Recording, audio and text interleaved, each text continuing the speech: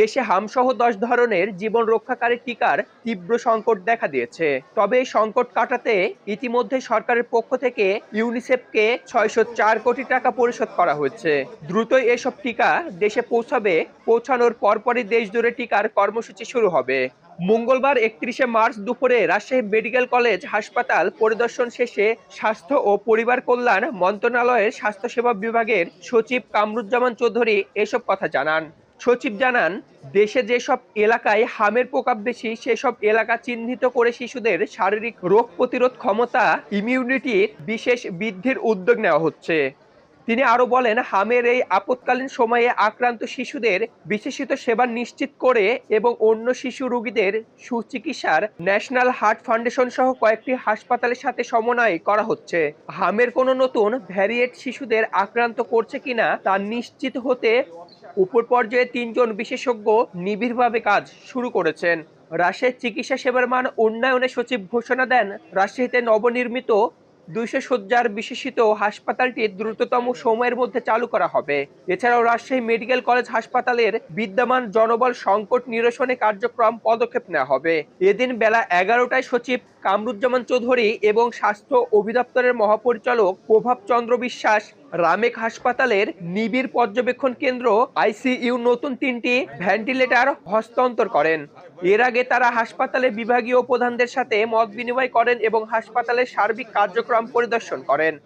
উল্লেখ্য, সম্প্রতি Rajshahi medical college হাসপাতালে আইসিইউ ভেন্টিলেটরের অভাবে শিশুদের মৃত্যুর ঘটনা হাসপাতাল কর্তৃপক্ষের অবহেলার বিষয়ে গভীর শোক প্রকাশ করেছেন স্বাস্থ্য ও পরিবার কল্যাণ মন্ত্রী সরদার মোহাম্মদ সাখাওয়াত হোসেন।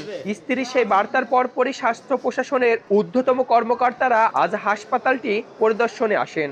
বিশ্ব স্বাস্থ্য সংস্থার একটা প্রতিবেদনও পেয়েছি এটার উপরে। ওনারা বলেছেন যে ৩৩ জনের সবাই কিন্তু মিজেলসে মারা যায়নি, অন্য কমপ্লিকেশন নিয়েও তারা এসেছিলেন। যা প্রত্যেকটি মৃত্যুকেই আমাদের চিকিৎসার আওতায় আনা দরকার, আমরা ওই ইয়েতে যাচ্ছি না। আমরা আমাদের স্বাস্থ্য মন্ত্রণালয় থেকে আমরা এই যে শর্ট আউটব্রেক বলবো বা ছোট আউটব্রেক হয়েছে যে মিজেলসের, এটা আমরা অ্যাড্রেস করার জন্য একটা ব্যাপক কর্মপরিকল্পনা গ্রহণ করেছি। আমাদের জাতীয় পর্যায়ে একটি জাতীয় টিকা দান কর্মসূচি প্রণয়নের একটি টেকনিক্যাল কমিটি আছে। আমরা ওই কমিটিকে অনুরোধ করেছি যে আমাদের এই আউটব্রেক যে পকেটে তৈরি হয়েছে এগুলার জন্য আমাদের একটা টেকনিক্যাল প্ল্যান তৈরি করে দেওয়ার জন্য। তারা অলরেডি তাদের পরিকল্পনা তৈরি করেছে। আমরা এগুলো নিয়ে সচিবালয়ে বসব। আপনারা জানেন আইইডিসিআর একটি প্রতিষ্ঠান আছে, আমরা তাদেরকেও বলেছি যে তোমরা এই ব্যাপারে গবেষণা করে দেখো কি ব্যর্থতার কারণে, কি কারণে এই কাজটি হয়েছে। আমরা প্রাথমিকভাবে যেটি জেনেছি, করোনাকালে এবং তার পরবর্তী সময়ে কোনো পকেটে, আপনারা জানেন আমাদের স্বাস্থ্যকর্মীরা একসময় ছোট ছোট আন্দোলন করেছিল, কর্মবিরতি করেছিল। আমাদের টিকারও তখন কিছু সংকট তৈরি হয়েছিল। এই সংকট আবার কিছু মায়েরা ধরেন একদিন হয়তো এসছেন, সেদিন কর্মবিরতি ছিল, পরে ওই মায়েরা আর আসেননি। এই ধরনের কারণে কিছু জায়গায় গ্যাপ তৈরি হয়েছে। এই আমাদের ইনভেস্টিগেশনে, প্রাইমারি ইনভেস্টিগেশনে বলে যে ওই গ্যাপগুলোর কারণে এটা ছড়িয়েছে। আমরা একটা স্ট্র্যাটেজি নিচ্ছি যে রিং করে ওই এলাকাগুলোতে আমরা হার্ড ইমিউনিটি তৈরি করার জন্য ভ্যাকসিনের কার্যক্রম সহসাই শুরু করব। এটা আপনারা জানেন সরকার আমাদের এই স্বাস্থ্য ব্যবস্থায় এবং বাচ্চাদের হাম থেকে শুরু করে এই সংক্রামক সকল ব্যাধির ব্যাপারে টিকা কর্মসূচির ব্যাপারে সচেতন। ইতোমধ্যেই আমরা ৬০৪ কোটি টাকার টিকা ক্রয়ের জন্য যে প্রস্তাব আমরা পাঠিয়েছি, এই টিকা ক্রয়ের বিষয়টি আজকে আমাদের জাতীয় ক্রয় কমিটি গত বৃহস্পতিবারে অনুমোদন দিয়েছে। আমরা গতকাল মন্ত্রিপরিষদ বিভাগে নিজেরা গিয়ে খোঁজ নিয়েছি এবং আজকে আমরা জেনেছি এই ক্রয় অনুমোদন হয়েছে। আমরা ইউনিসেফকে এখন চিঠি দিলে, আমরা পেমেন্টও করে দিয়েছি, আমরা ইউনিসেফকে চিঠি দিলে আমরা টিকা পেয়ে যাব।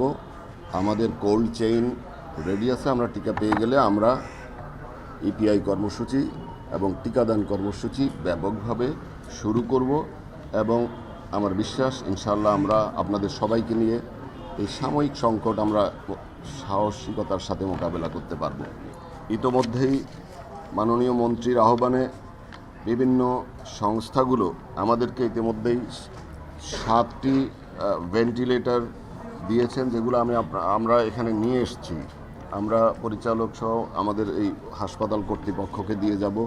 আমার বিশ্বাস যে এতেও আমাদের সংকটের কিছুটা হলেও আমরা লাঘব করতে পারব। এখানে এই মেডিকেলের অর্থ বরাদ্দের ক্ষেত্রে কিছুটা ঘাটতি আছে। আমরা ইনশাআল্লাহ আমার 4 তারিখে অর্থ মন্ত্রণালয়ের সাথে আমার একটা মিটিং আছে, আমরা ওখানে উপস্থাপন করলে আমার বিশ্বাস যে আমরা সেই ঘাটতিটাও পূরণ করতে পারব। এখানে আরেকটি শিশু হাসপাতাল আছে, ভবন তৈরি করে আছে, কিন্তু অন্যান্য সুবিধা দিয়ে না হওয়ার কারণে আমরা এই রাজশাহী বা আশেপাশের জনগণ সেবা থেকে বঞ্চিত হচ্ছে। আমরা এটা যাওয়ার একটু পরেই আমরা ভিজিট করব, কি কি করণীয় এটা তো আমরা একটা চেকলিস্ট করে আমরা যত দ্রুত সম্ভব আমরা ওখানে অন্তত আউটডোর সেবা, বাচ্চাদের আউটডোর সেবাও চালু করে দিব ইনশাল্লাহ, এবং অন্যান্য ফ্যাসিলিটিস আমরা পর্যায়ক্রমে তৈরি করে ওটাকে একটা পূর্ণাঙ্গ শিশু হাসপাতালের পর্যায়ে আমরা আমার বিশ্বাস যে আমরা সহসাই চালু করতে পারবো। যেটি আমরা সহসাই ব্যবহার উপযুক্ত মনে করব, আমরা ইনশাআল্লাহ সেগুলো ব্যবস্থা নিব, চালু করব। আল্লাহ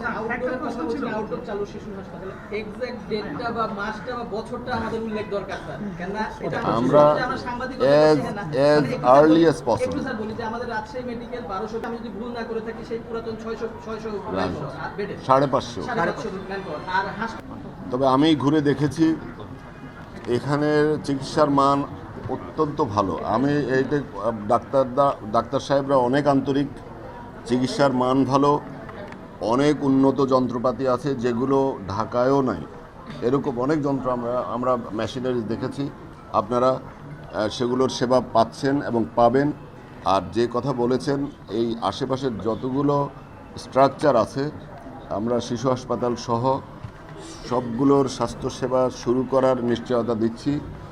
এইটা হয়তো এই 3 মাসের মধ্যে আমরা আংশিকভাবে চালু করব এবং নেক্সট ফাইন্যান্সিয়াল ইয়ারে ইনশাআল্লাহ আপনারা পূর্ণাঙ্গ এই শিশু হাসপাতাল এবং অন্য অবকাঠামোগুলোতে স্বাস্থ্যসেবা পাবেন।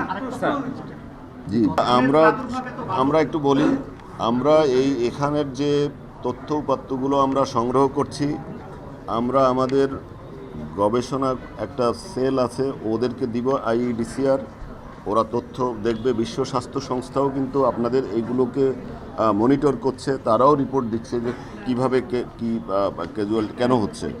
ওগুলোর তথ্য দেখে আমরা এটার উপরে আমরা ব্যবস্থা নিই।